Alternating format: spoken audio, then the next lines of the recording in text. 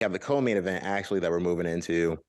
Valentina, the Bullet herself, took on Alexander Grasso. I don't know her nickname, but I do Alexa, know. Say it again. Alexa Grasso. Did I say something different? You said Alexander. Oh, I'm sorry. Alexa Grasso took on Valentina Shevchenko and finished her and won the belt. This was a crazy fight. From the beginning of the fight, you could tell that this wasn't going to be your average competitor for Valentina Shevchenko. From round one until round four, when the fight was finished, she looked like she was very game and very ready for Valentina in a way that no other woman has looked like since she's got the belt. And Right. I was very impressed with Alexa Grasso because I'm not going to lie. I didn't think she was going to make it through the whole fight, nonetheless win or get a finish. Yeah. You had called it. The one thing that looked distinctly different from her and some of the other chicks was the way that she stood on the feet against Valentina. Like, if you like are watching the fight, you can tell, hey, she had to take her down a few times because she was piecing her up a little bit. Yeah. And even the finish of the fight came after a spinning back kick that Alexa Grasso took advantage of, took her down to the ground, and wrapped her arm around her face. And it was a very impressive win. And I can't wait for the rematch. Yeah, same here. I'm very excited for the rematch. I wonder if the UFC is going to take advantage of all these new Mexican champions and make a UFC Mexico card.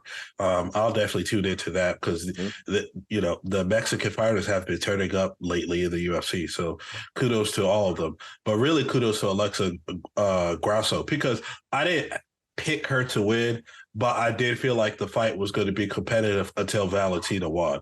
I thought Valentina was going to win by like a TKO in the fourth round. Kind of find out Valentina is the one that got finished in the fourth round. But I did believe Alexa Grasso should have got more credit prior to the fight happening because I'm like, hey, I think this is going to be a bit more competitive. And the fight showed it was competitive. Yes, I gave that first round to Alexa Grasso, but the next two rounds I did give to Valentina because she did utilize her wrestling and her grappling more.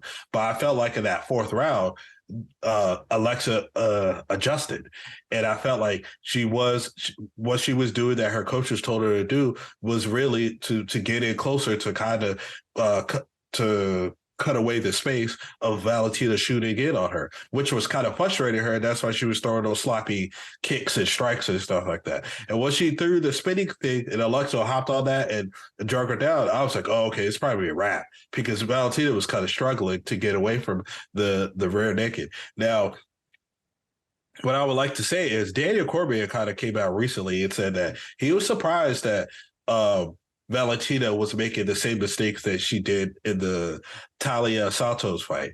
And I think that's interesting because I wonder if that's because Valentina's fighting and winning so much where it's kind of hard for her to adjust her holes in her game because she's won and what's not broken, why fix it, right?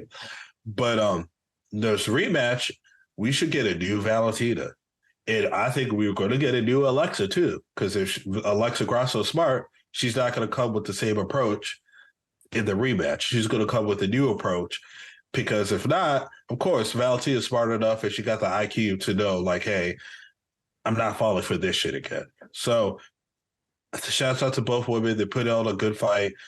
Congratulations to Alexa Grasso. She knocked it out the park. And I'm also excited to see a rematch. Who do you have right now before they fight? Man, that one might be 50-50, man. Because I don't think it's a very competitive fight. Yeah, Now I don't want to count out Alexa Grasso.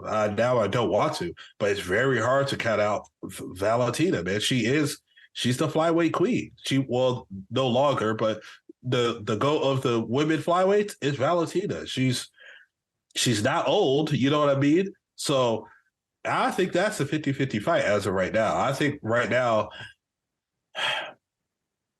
I'm leaning a little more towards Valentina, but I feel like that shift could change very easily throughout time. So we'll see later in the year when everything gets booked up.